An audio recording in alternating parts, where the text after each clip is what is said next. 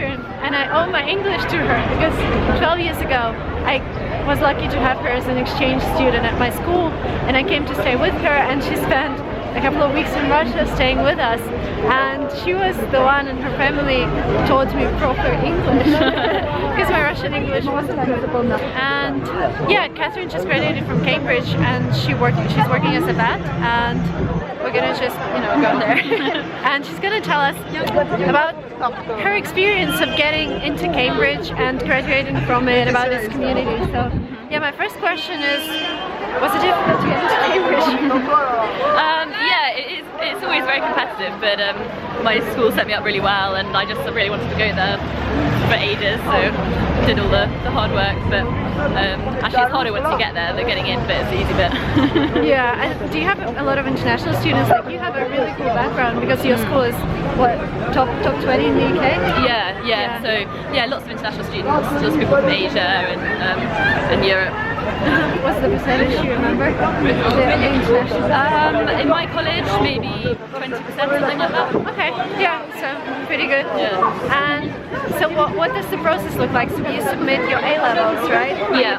But you also have to pass the interview. Yeah, everybody gets interviewed. I had 2 interviews by your college. So you had to travel to Cambridge twice? 2 interviews on one day. Yeah. Oh, wow. Yeah, back to back. Not stressful, not at all. Yeah. Okay, but the first thing is you're submitting your A-levels, and if they don't like you, they wouldn't invite you to the interview. Yeah, you only get invited to interview if you submit your AS levels, because it's before you have your A-level results. Okay, AS is something like 3 A-levels? Yeah, it's the year before, and your GCSE results as well. Okay. And then you write a personal statement about why you want to come, and then they choose you for interview based on that. Okay. What happens if your A-levels are worse than your AS, but you're already admitted? Yeah, you get a conditional offer normally, so they'll say you're accepted if you get a certain number of A's or whatever. And if you don't meet that, then you can ask to consider, but sometimes you won't be able to get in. Oh wow, okay. And so when did you have the decision? Straight after the interview, or you had to wait? I had to wait. It was really stressful. How long did you have to wait? It wasn't that long. I think it was a couple of weeks. So. Okay. Yeah. And the applications for Cambridge are earlier than the other universities, so you normally know if you got in. Did you have to apply? I think it's around about October time, something like that. October. Okay, so a year before you start. Yeah. Okay. Right. And how long was your course? 6 years. 6 years. Yeah. But it's because it's connected with medicine, so it always takes longer. Yeah, you get a natural sciences degree as well, so 2 degrees in 6 years. And you got to travel a lot, right? Yeah, I went to Africa and Malaysia, and Fiji, some cool places. Cool, that's amazing. And how was network at Cambridge? Do you still connect with the students? Yeah, I'm in contact with a few students and some of the professors as well. They're really good at keeping in contact. It's quite a close-knit community, so... Okay. Do you want to check where the underground is? Hey guys, we're just going to check where we're going.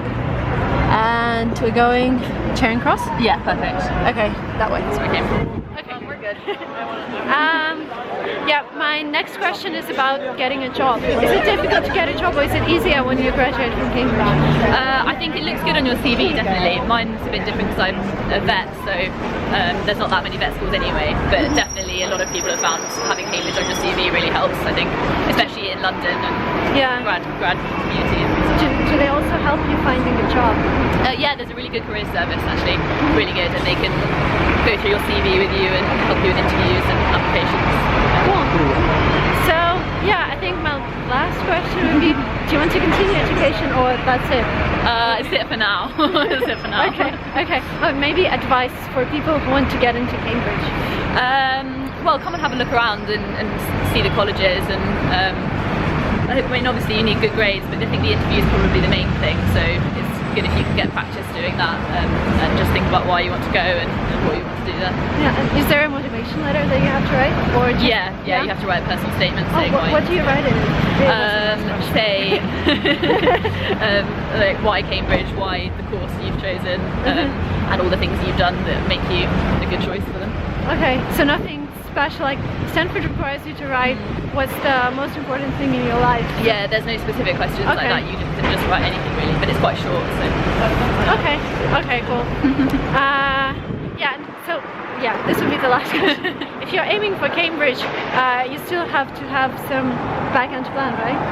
Yeah, so I applied for 3 other universities as my backups. Yeah, it's very sensible. Yeah, that's right. Okay, cool. Thank you so much, Katherine. All right. I hope Katherine helped you, with your decision of getting into top UK universities. Bye.